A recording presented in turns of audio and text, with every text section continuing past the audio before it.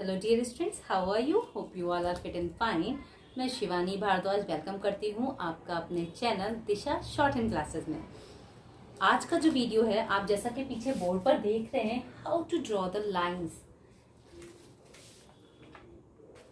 ठीक है, सबसे इम्पॉर्टेंट चीज कि भाई ठीक है, चार्ट बनाना आ गया, चार्ट के थ्रू लाइंस को ड्रॉ करना आ गया। अब प्रॉब्लम ये आ रही कि लाइन बनानी कितनी बड़ी है, कितनी छोटी बनानी है, किस तरह से ड्रॉ करनी है, पेंसिल को किस तरह से पकड़ना है। बहुत सारे टॉपिक्स आ जाते हैं और बहुत सारे डाउट्स भी आ जाते हैं। अब भाई ऑनलाइन सीख रहे हैं तो ये डाउट्स मैनेज कैसे हों। ऑफलाइन सीखें तो ट्यूटर से या इंस्ट्रक्टर से हम 10 बार पूछ सकते हैं। ऑनलाइन पढ़ने में ये चीजें कैसे क्लियर हों, या ऑनलाइन पढ़ना सही है, या ये डाउट्स क्लियर हो पाएंगे या नहीं हो पाएंगे। तो आपकी उन्हीं प्रॉब्लम्स को शॉर्ट आउट करने के लिए एक सेपरेट वीडियो मैंने आपके लिए बनाया है, जहां पर मैं आपको ये बताने जा रही हूँ कि आप लाइंस को कैसे बनाएं, उनकी शेप क्या रहेगी, वो किस तरह से ड्रॉ होंगी, आप पेंसिल को कैसे पकड़ेंगे। छोटी छोटी चीजें हैं जो बड़े डाउट्स क्रिएट करती हैं और बिगिनिंग में एक स्टेनोग्राफर के लिए बहुत ही ज्यादा प्रॉब्लमेटिक भी होती हैं।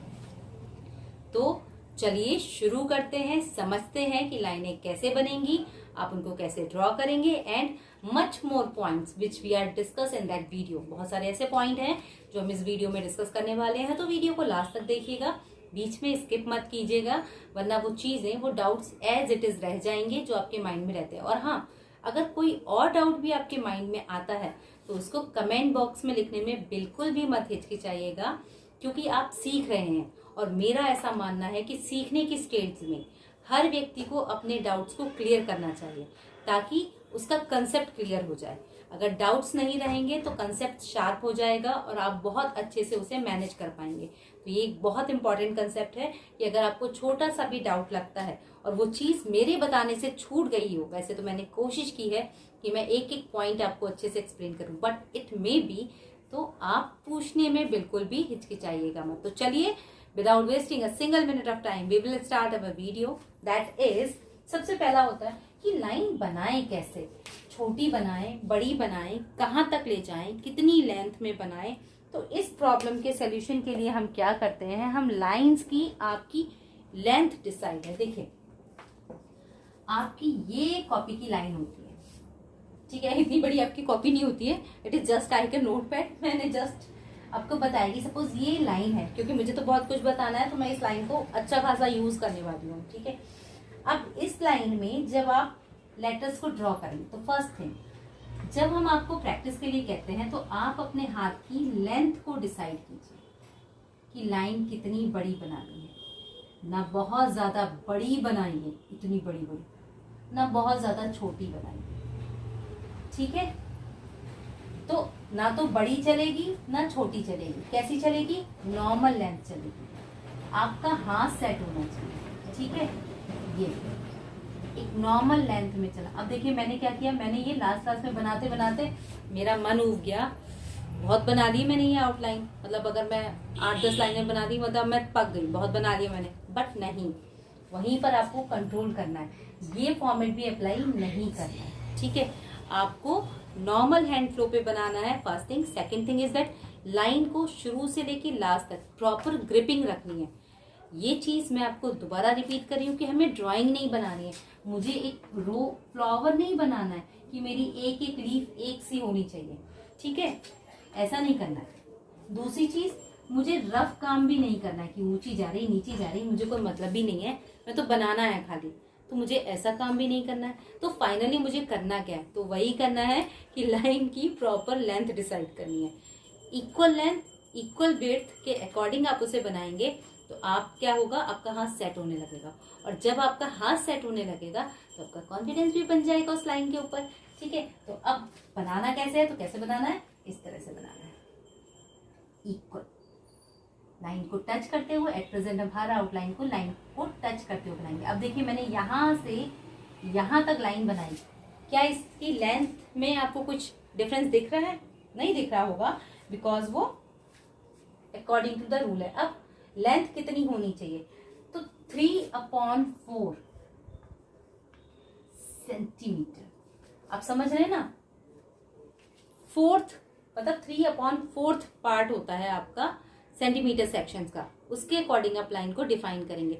तो अब जब इतना छोटा पार्ट है तो आप समझ सकते हैं कि बहुत ज्यादा छोटी नहीं, मतलब अगर आप इतनी छोटी बनाएंगे तो ये ग्रामेलॉग बन जाएगा, ठीक है, या आप ऐसे बनाएंगे या आप ऐसे बनाएंगे तो ये ग्रामेलॉग फॉर्मेट हो जाएंगे। अगर आप इतनी बड़ी बनाएंगे तो ये कुछ और ही फॉर्मेट बन जाएगा, यहाँ भी डबलिंग का रूल शुरू हो जाएगा।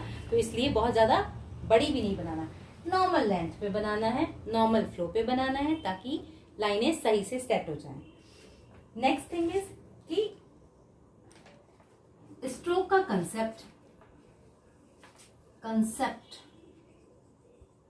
Of consonant. अब ये चीज सिर्फ हिंदी वालों के लिए, इंग्लिश वालों के लिए नहीं है। ऐसा नहीं है कि मैं ये चीज बता रही हूँ कि भैया ये तो सिर्फ हिंदी वालों को ही लागू होगी या ये सिर्फ इंग्लिश वाले स्टूडेंट स्टेनोग्राफर ही करेंगे, ऐसा कुछ नहीं है। ये हर स्टूडेंट पे अप्लाई होती है कि वो लाइन कैसी बनाएं, उसका कंसेप्ट कैसा रखें, उसका फ्लो कैसा रखें, ये हर चीज हर स्टूडेंट पे अप्लाई होती है, ठीक है। तो अब देखिए जो स्ट्रोक है बिगिनिंग से डिफाइन करेंगे, मतलब शुरू से लेके लास्ट तक हमारी ग्रिपिंग होनी चाहिए कॉन्सोनेंट पे, ठीक है। ग्रिप के साथ बनाएंगे, ना बहुत ज्यादा हाथ को फ्री छोड़ेंगे, जैसा मैंने यहाँ आपको बताया कि ना तो ड्राइंग बनानी है ना रफ करना है। ग्रिपिंग के साथ एक फर्म ग्रिप होनी चाहिए आपकी स्ट्रोक के अकॉर्डिंग कि कहाँ पर आपको कॉन्सोनेंट को लाइट बनाना है, कहाँ पर आपको कॉन्सोनेंट को डार्क करना है। तो ये हैंड फ्लो पे डिपेंड करेगा, आपके हैंड फ्लो पे डिफाइन हो जाएगा। और लेटर्स को एक प्रॉपर डायरेक्शन में ड्रॉ करेंगे अकॉर्डिंग टू योर चार्ट्स। हमने first second third chart discuss किए हैं, इवन 4 चार्ट डिस्कस किए हैं, plus some other outline discuss की हैं। तो उसी के बिहाफ पर आप आउटलाइंस को बनाएंगे एक प्रॉपर डिफाइंड स्ट्रोक, ठीक है। अगर मैं मोस्टली क्या प्रॉब्लम आती है ना उसको भी समझ लें। जैसे कोई स्टूडेंट पी की कॉन्सोनेंट लाइन बना रहा है, तो पी कैसे बनता है, ऐसे। अब वो बनते बनते धीरे धीरे विकृत होते होते, मतलब उसकी शेप चेंज होते होते वो बन गया डी। अब यहाँ तक तो हमने पी बनाया, यहाँ पर पता नहीं क्या बनाया, और यहाँ पर टी और डी वाला फॉर्मेट चल गया। तो ये नहीं होना चाहिए, ठीक है। इसीलिए मैं आपको यहाँ प्रैक्टिकल करके भी दिखा रही हूँ। और ये देखिए यहाँ पर कैसा है, अगर ये 130 का एंगल बना है तो starting till last it is in 130 degree angle. तो ऐसा नहीं, ऐसे क्या करते हैं ना, जे वाली लाइन बनाते हैं ना, तो हम ऐसे बनाते हैं, ठीक है। अब वो क्या करोगे आप, बनाते बनाते थक जाते हैं, पता नहीं क्या होता है, रियली मुझे नहीं डिफाइन हो पाता है, वो सीधी होने लगती है। और वो इसलिए होने लगती है कि आप कॉन्शियस नहीं रहते हैं अपनी लाइंस के थ्रू। और ये अनकॉन्शियसनेस आपको प्रॉब्लम क्रिएट करेगी जब आप उन आउटलाइन को पढ़ेंगे। भाई अपना पढ़ा हुआ ही लिखा हुआ ही नहीं पढ़ पाएंगे, और ये सबसे बुरी बात होती है। आप शॉर्ट हैंड लिख रहे होते हैं, वहां पर ये जरूरी है कि भले ही आपने 2 लाइनें ड्रॉ की, बट वो हर लाइन आपको समझ में आ रही है, आप पढ़ पा रहे हैं, ठीक है।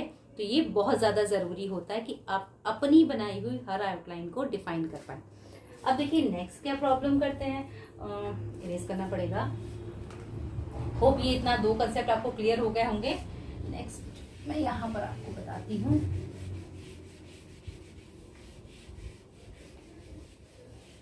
देखिए कंसेप्ट वाइज चलेंगे, डाउट्स को क्लियर करते हुए चलेंगे, एक एक बारीकी से आपको बताने की कोशिश कर रही हूँ ताकि आपको किसी भी तरह की प्रॉब्लम ना आए।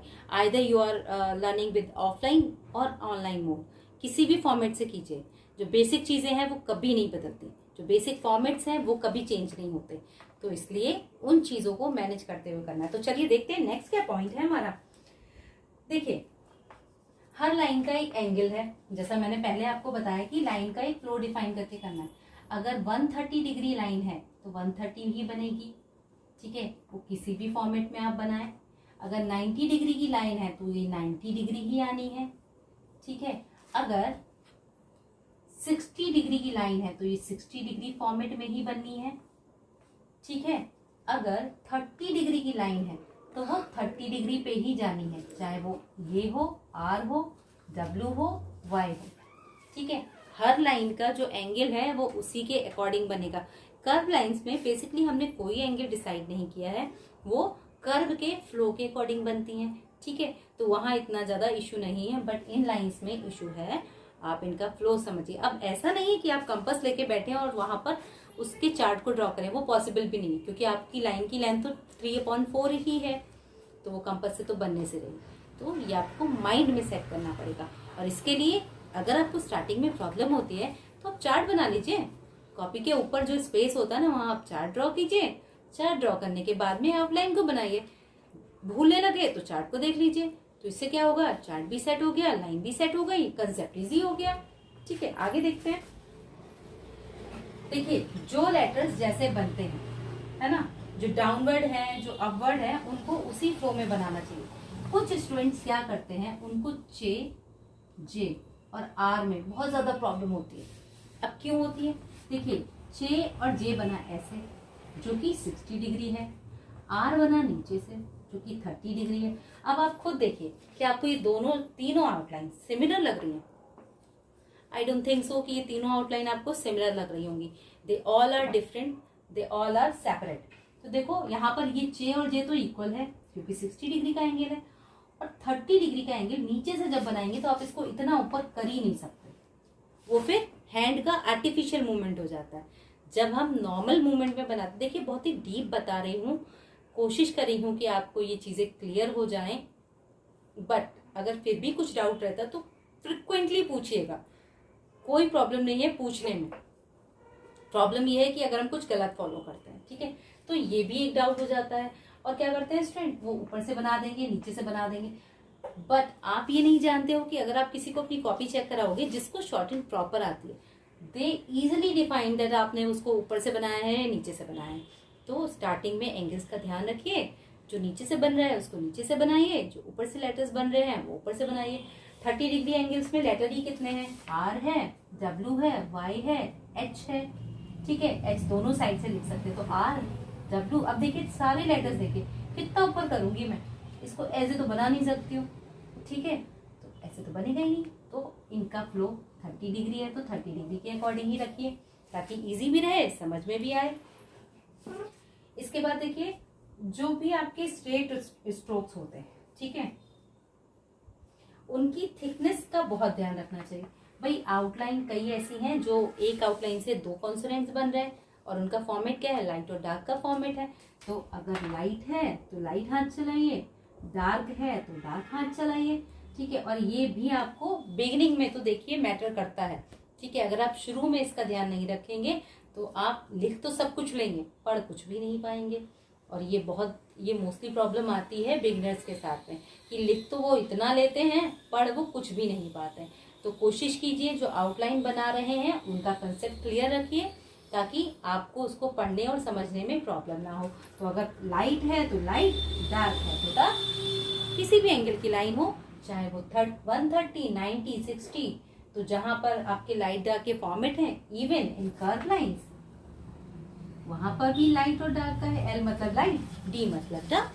तो जो लाइट है वो लाइट बनेगा, जो डार्क है वो डार्क बनेगा। इससे आप जब पहले से ही बनाते समय इसको डिफाइन करेंगे तो पढ़ने में भी आसानी आ जाएगी, समझने में भी इजी रहेगा। तो इसलिए लाइट और डार्क का फॉर्मेट डिफाइन करते हुए स्ट्रोक्स को बनाइए। ठीक, अब देखिए कुछ चीजें क्या होती है हमारी, कि हमने उसको बनाया कॉन्सोनेंट्स को, और उसका जैसे कि शुरू में बना रहे हैं, लास्ट में ढीला छोड़ दे रहे हैं। ठीक है, बनाना था इथ, बना गए एफ। क्यों? क्योंकि लाइन का फ्लो नहीं रखा। अब इथ और दी का कंसेप्ट कोई कोई ऐसे भी बना देते हैं, सी जैसा, तो वो नहीं करना है। ये यहाँ से क्लोज नहीं है। ठीक है, कैसा है, इस तरह से जैसे हम ब्रैकेट लगाते हैं ना। अब दोनों आउटलाइन को आपस में आमने सामने रख के देखिए, इथ और जेड या एस, कोई भी समझ लीजिए एट प्रेजेंट। तो इनका कंसेप्ट कैसा है, जैसे एक ब्रैकेट बनाते हैं, और एस, एच और एस, तो इसका कंसेप्ट कैसा है, एस जो आता है वो इस तरह से डाउन हो जाता है। ठीक है, एस एच, और एस कैसे आएगा, जैसा ब्रैकेट बना रहे थे हम। तो इसको भी आप ध्यान रखेंगे। आप लाइंस के जो फ्लो है ना, और जो उनकी ड्राइंग कंसेप्ट है, उसको चेंज नहीं करेंगे, उसको बिगाड़ेंगे नहीं। क्योंकि अभी आप स्टार्टिंग में रफ करो, जैसे करो, बट वो लॉन्ग टर्म में कभी हेल्पफुल नहीं होता है। ठीक है, तो कोशिश कीजिए कि आउटलाइन का फॉर्मेट सही रखें और उनको सही से बनाएं, ताकि आपको जो सबसे प्रॉब्लम होती है ना पढ़ने में वो ना हो, और आपकी एक्यूरेसी प्रॉपर मेंटेन रहे, जो कि हमारे लिए भी बहुत इंपॉर्टेंट है। ठीक है, अब होप ये आपको इतना समझ में आया होगा कि लाइंस का फ्लो, लाइंस का डायरेक्शन, उनकी ड्राइंग फॉर्मेट ये आपको क्लियर हुआ होगा। अब हम कुछ चीज़ें बताते हैं कि कितने स्ट्रोक कर्व हैं, कितने स्ट्रेट हैं, ये चीज़ें, ठीक है। तो हमारे पास बेसिकली 6 स्ट्रोक्स जो होते हैं वो स्ट्रेट हैं।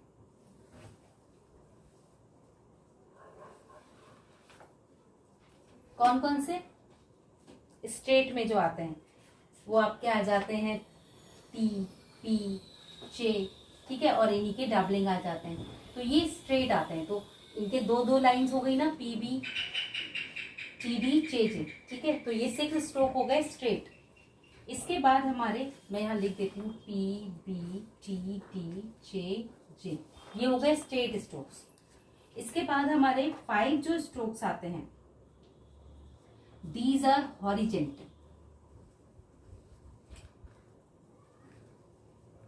हॉरिजेंटल स्ट्रोक्स मतलब the words which are placed in the line. तो वो कौन से होते हैं हमारे, के, गे, एम, एन और N G. These all are the horizontal stroke. Line पर रहने वाले लेटर्स हैं, ज्यादा परेशान नहीं करते और अदर लेटर्स के साथ बहुत इजीली मर्ज हो जाते हैं, ठीक है। अब 8 स्ट्रोक्स हमारे कर्व्ड हैं, 8 कर्व स्ट्रोक्स, ठीक है। अब ये कर्व स्ट्रोक्स कैसे होते हैं, तो दीज आर इथ, दी, ठीक है, S, Z, S H, Z H, ठीक है। यहाँ पर ये आपका एस एच आ जाएगा, जेड एच आ जाएगा, एफ और वी आ जाएगा, ठीक। तो इसमें सभी में चूंकि ये दो दो है तो ये डबल 8 हो गए आपके। तो मैं यहाँ पर लिख दे रही हूँ ith, thee, S, Z, S H, Z H, F और वी, ये हमारे हो गए कर्व्ड स्ट्रोक, ठीक है। और 5 स्ट्रोक्स हमारे हो गए अपवर्ड, अपवर्ड स्ट्रोक। अब ये 5 कौन से हो गए, अपवर्ड मतलब जो नीचे से ऊपर की ओर बनाए जा रहे हैं, ठीक है, ये अपवर्ड स्ट्रोक होते हैं। तो ये हो गए W, Y, R, H and H, W, Y, R, H, both are H। तो ये 5 स्ट्रोक्स हो गए आपके H एंड H। तो इस तरह से मैंने आपको ये पूरा फॉर्मेट क्लियर कर दिया, ठीक है, कि आपके ओवरऑल कितने स्ट्रोक्स आप बना रहे हैं और उनके फॉर्मेट क्या है। 6 स्ट्रोक स्ट्रेट हैं, 5 हॉरिजेंटल हैं, 8 कर्व हैं और 5 अपवर्ड हैं। होप इतना डीपली मैंने आपको समझा दिया है कि अब आपको किसी भी तरह का कोई डाउट नहीं होना चाहिए। बट अगर फिर भी अगेन रिपीट करूंगी, कोई भी डाउट रहता है तो फ्रिक्वेंटली पूछिएगा, मैं उसका सोल्यूशन आपको प्रोवाइड करूंगी। होप ये वीडियो आपके लिए हेल्पफुल रहा होगा और शायद ये मटेरियल, ये स्टडी मटेरियल आपको किसी ने भी प्रोवाइड नहीं किया होगा, क्योंकि ये बहुत ही डीप है। और मैं इस चैनल पे जितने भी वीडियोस डाल रही हूँ वो बेसिकली इस पर्पज से डाल रही हूँ कि आप किसी भी फॉर्मेट में सीखें, आप चाहे ऑनलाइन सीखें या ऑफलाइन सीखें, आपका कंसेप्ट एकदम क्लियर होना चाहिए, ठीक है। जो ऑनलाइन मैं आपको स्टडी करा रही हूँ, मेरा मोटिव सिर्फ इतना है कि हर वो व्यक्ति, कितने ही ऐसे स्टूडेंट आते हैं, इवन मेरे पास कॉल आते हैं कि बहुत मतलब इंटीरियर एरियाज में है, वो सीख नहीं पाते, ठीक है, उनको कोई इंस्ट्रक्टर नहीं मिल रहा है। तो ये वीडियो उन तक पहुंचे और उनका एक एक डाउट क्लियर करे। तो अगर आपको ये वीडियो हेल्पफुल लगा है, आपकी स्टडीज में हेल्पफुल रहा है, तो please like, share and subscribe करना मत भूलिएगा। दूसरों को सब्सक्राइब कीजिएगा, इसमें आपका कुछ नहीं जाता बट उनकी बहुत हेल्प हो जाती है। दूसरों को शेयर कीजिएगा ताकि उनको हेल्पफुल हो सके।